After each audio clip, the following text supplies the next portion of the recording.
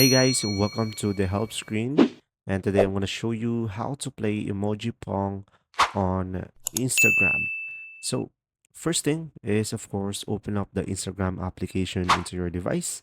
And now go ahead and go to the messages on the top right corner of the screen over here. Go to the message. And from here, just simply select one of your inbox. So now from here, you just simply tap the reply icon over here or the message icon down below. And you could just simply go ahead and go to your emojis tab. So from here, just simply go ahead and send any emojis that you prefer.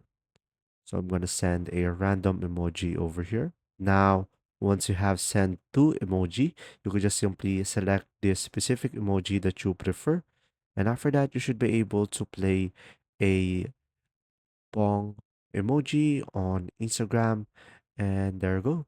I hope this video helped you understand more. If you do, leave a like.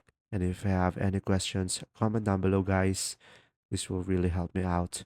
Thanks for watching.